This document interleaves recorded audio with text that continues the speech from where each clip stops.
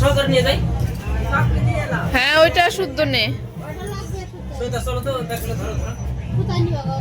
আমি চাই নাকি তুমি খালি জাস্ট দেখাই দিবা তারপর তোমার কিছু করতে হবে না। ধরো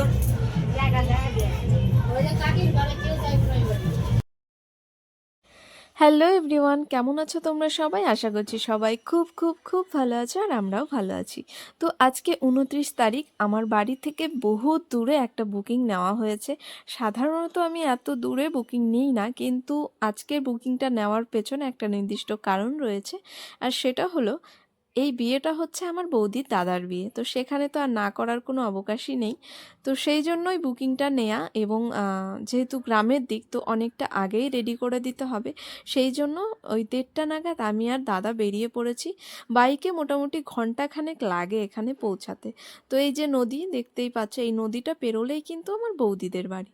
তো আমি তো আগে কখনো আসিনি, দাদাকে বলছিলাম আর কত দূর, দাদা বলছে আরও যত দূর আসলাম আরও অতটা দূর।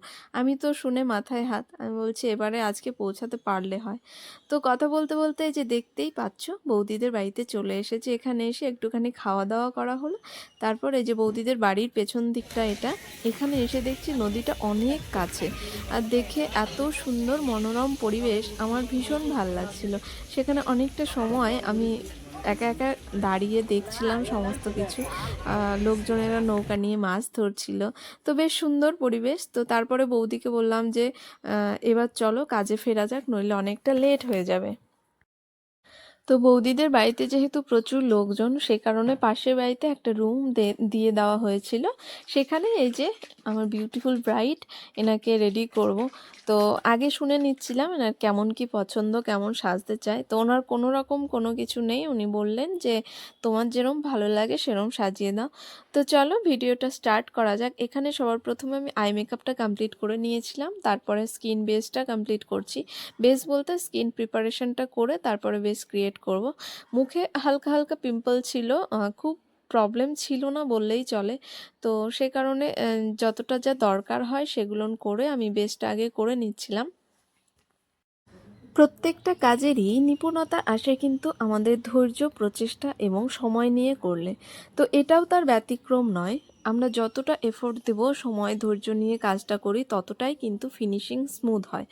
তো সেটাই হচ্ছে ব্যাপার। আজকে যেহেতু একটুখানি সময় হাতে ছিল, তো ভাবলাম যে ধীরে সুস্থেই কাজটা করা যাক। সেটা করছিলামও, কিন্তু শেষের দিকে তবুও আমাকে একটুখানি তাড়াহুড়ো করতেই হচ্ছিল।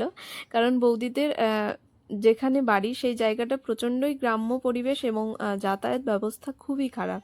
তো দূর থেকে যারা এসেছিলেন তারা ওই তাড়াহুড়ো করছিলেন সন্ধে হওয়ার সঙ্গে সঙ্গে বেরিয়ে যাওয়ার জন্য, যার জন্য আমাকেও একটুখানি তাড়াহুড়ো করতে হচ্ছিল। তার মধ্যেই একটুখানি আবার অ্যাডভান্স হেয়ার স্টাইল করতে গিয়েছিলাম, তো সেই জন্যই একটুখানি দেরিও হয়েছিল। তো দেখো এই যে ফাইনাল লুক কেমন লাগছে বৌদিকে, সবটা মিলে অবশ্যই জানিও সবাই। যদি ভালো লাগে অবশ্যই লাইক, কমেন্ট আর শেয়ার করে দিও। আর আমার কাজ যদি ভালো লাগে অবশ্যই তোমরা কিন্তু আমার সঙ্গে কন্ট্যাক্ট করতে পারো।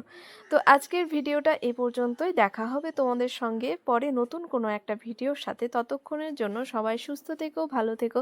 আজকের মতো টাটা।